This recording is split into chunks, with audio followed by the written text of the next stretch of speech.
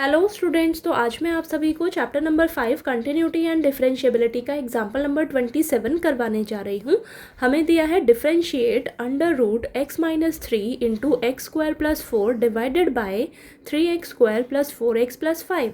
तो देखिए बेटा, आपको ये फंक्शन दिया हुआ है, इसे आपको डिफरेंशिएट करना है विद रिस्पेक्ट टू x। ठीक है, तो सबसे पहले देखिए हम क्या करते हैं, हमें जो भी फंक्शन दिया होता है उसे हम लेट कर लेते हैं y।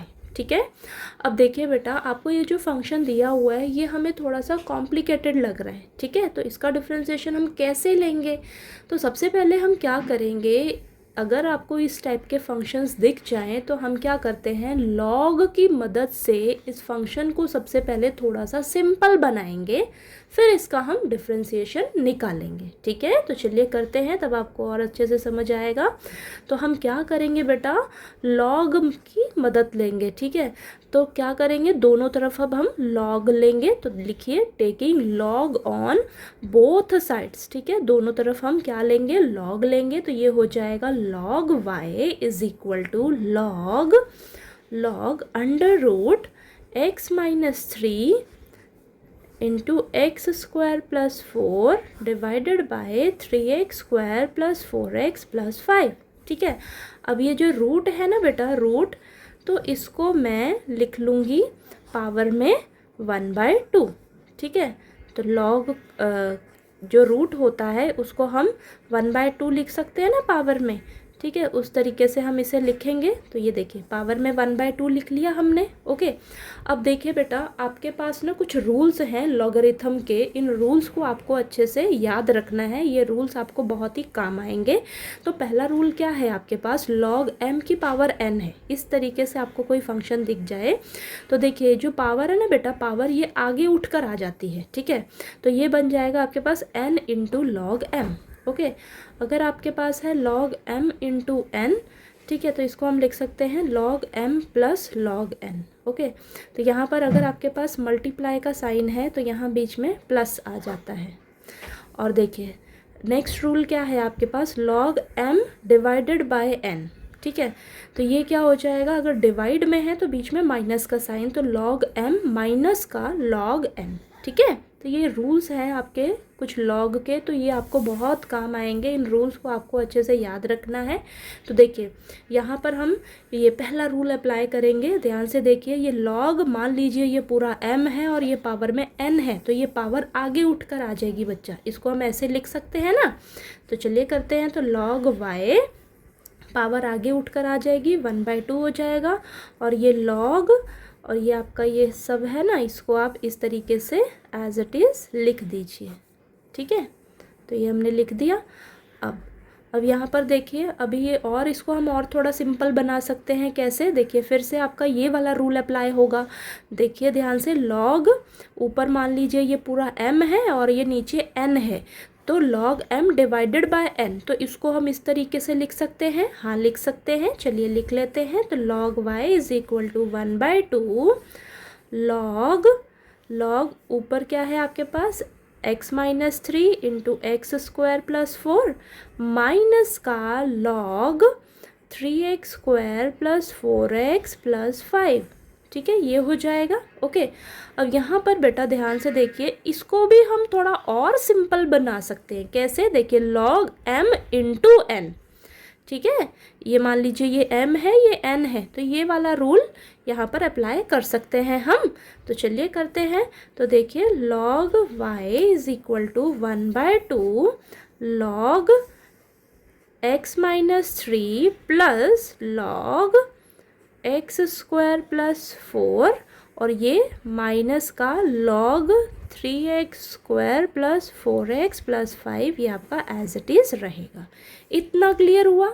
अब देखिए बेटा, आपका ये जो फंक्शन है ना, ये बहुत ही सिंपल बन गया है। ठीक है, सिंपल बन गया, अब इसका डिफ्रेंशिएशन करना बहुत ईजी है। ठीक है, तो चलिए करते हैं। तो अब क्या करेंगे, हम लिखेंगे डिफ्रेंशिएट बोथ साइड्स। ठीक है, differentiate both sides with respect to x। ठीक है, x के रिस्पेक्ट में हम दोनों तरफ डिफ्रेंशिएशन करेंगे। तो देखिए लिखेंगे अब d बाय dx ऑफ इधर log y, ठीक है, और इस साइड आ जाएगा आपके पास 1/2, बाहर 1/2 तो आपका कांस्टेंट है, उसको बाहर ही रहने दीजिए, ठीक है। और अंदर क्या हो जाएगा, d/dx of log x-3 plus log x² + 4 minus का log 3x² + 4x + 5, ठीक है। तो इन सभी का हम डिफ्रेंशिएशन करेंगे, ठीक है। तो चलिए नेक्स्ट इधर करते हैं, ठीक है। अब देखिए बेटा, अब यहाँ पर देखिए log y है, तो log y का डिफ्रेंशिएशन क्या होगा, log के साथ जो भी होता है, ठीक है। मैंने आपको बता रखा है, मान लीजिए आपके पास log x है, तो इसका डिफ्रेंशिएशन क्या होगा 1/x, यानी कि log के साथ जो भी होता है वो डिवाइड में आ जाता है, और log के साथ जो है ना ये आपके पास, उसका हम दोबारा से डिफ्रेंशिएशन करते हैं। तो यहाँ पर तो x है, इसका दोबारा से करोगे तो आपको 1 ही मिलेगा, ठीक है। तो इसी तरीके से इधर देखिए log y है, log y का डिफ्रेंशिएशन क्या होगा आपके पास 1/y, ठीक है। लेकिन बेटा आपके पास ये y है, x रहता तो उसका डिफ्रेंशिएशन 1 हो जाता, लेकिन यहाँ पर y है और हम x के रिस्पेक्ट में डिफ्रेंशिएट कर रहे हैं फंक्शन को, तो y का डिफ्रेंशिएशन आपको करना पड़ेगा। तो ये क्या हो जाएगा dy/dx, ठीक है। ये चीज़ समझ में आई, आपको y का डिफ्रेंशिएशन करना नहीं भूलना है। ये हो गया आपके पास, ठीक है।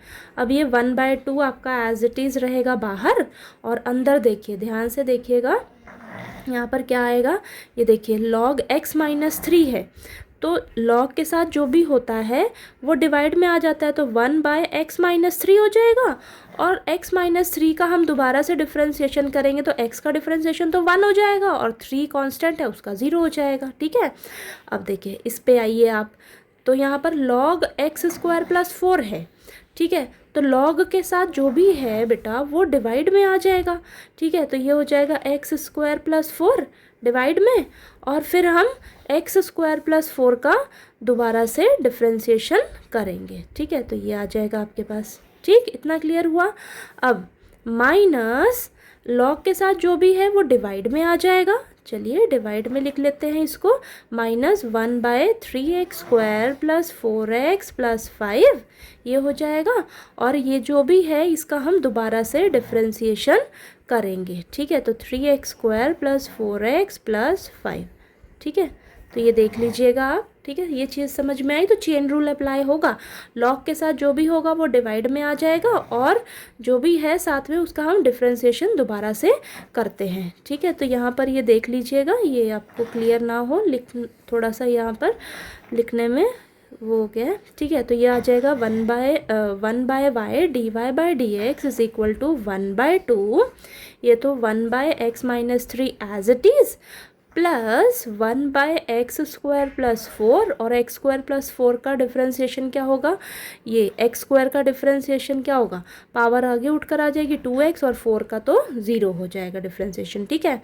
माइनस का 1/3x² + 4x + 5 इंटू में 3x² का डिफ्रेंशिएशन क्या होगा, पावर आगे उठकर आ जाएगी बच्चा, 2 आगे उठकर आ जाएगा, तो 2 3 6 बन जाएगा, 6x हो जाएगा ये, और यहाँ पर प्लस का 4x है, तो 4x का डिफ्रेंशिएशन 4 रहेगा, क्योंकि x का तो 1 हो जाएगा, और ये 4 कांस्टेंट है, ये ऐसे इट इज़ रहेगा, ठीक है। 4 × 1 4 आएगा ना, और प्लस का 5 है, 5 का डिफ्रेंशिएशन 0, तो ये आपका ये आ जाएगा, ठीक है। इतना क्लियर हुआ, ओके। तो चलिए इसको हम थोड़ा सा लिखते हैं अरेंज करके सिंपल।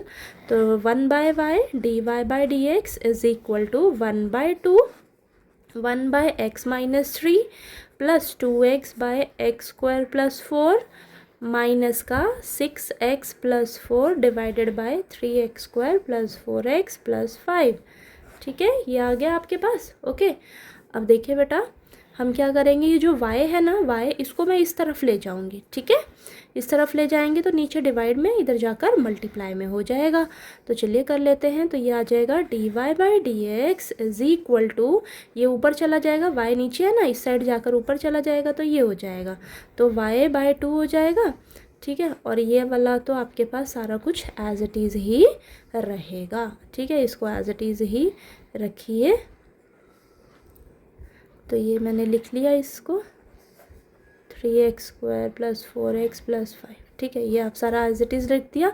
अब ये जो y है ना, y की वैल्यू हम कहाँ से लेंगे, ये हमने लेट किया था ना स्टार्टिंग में, y को हमने ये लेट किया था, ये जो फंक्शन है आपका, तो y की जगह हम ये वाला पूरा फंक्शन यहाँ पर एज इट इज़ लिख देंगे। ओके, तो चलिए लिख देते हैं। तो ये dy/dx = ये जो 1/2 है ना, इसको मैं बाहर ही एज इट इज़ रख देती हूँ, और ये जो y है ना, y की जगह ये पूरा फंक्शन लिख देते हैं। ठीक है, तो लिख देते हैं x - 3 इंटू में x² + 4 divided bye 3x² + 4x + 5। ठीक है, ये आ गया। y की जगह ये रखा है ये। ठीक है, और ये 2 तो डिवाइड में 1/2 को मैंने बाहर ही रख दिया है, और ये y की जगह ये आ गया, और इस पूरे को आप एज इट इज़ रखो।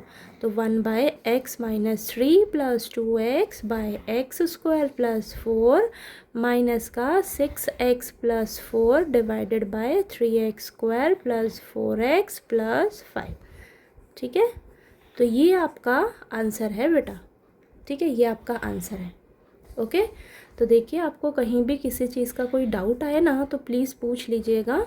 ठीक है, आपको ये लगेगा कि क्वेश्चन कितने बड़े बड़े हैं, लेकिन इजी है सॉल्व करने में। बस आपको दिख जाए कि अगर आपका फंक्शन बहुत ही कॉम्प्लिकेटेड सा लग रहा है, डिफ्रेंशिएशन में कैसे निकालूं इसका, तो हम लॉग की हेल्प लेंगे। ठीक है, लॉग की हेल्प से हम क्वेश्चन को थोड़ा सिंपल बनाएंगे, फिर जाकर हम उसका डिफ्रेंशिएशन जो है वो निकालेंगे। ठीक है, बस आपको क्लियर होना चाहिए कि हम कैसे हर एक स्टेप पे डिफ्रेंशिएशन जो है करेंगे फंक्शन का। ठीक है, तो बस आपको याद रखना है ये चीज़ भी कि लॉग के साथ कुछ भी होगा वो डिवाइड में आ जाएगा, और जो भी लॉग के साथ है ना बच्चा, उसका आपको दोबारा से डिफ्रेंशिएशन करना है। इस चीज़ का आपको ध्यान रखना है।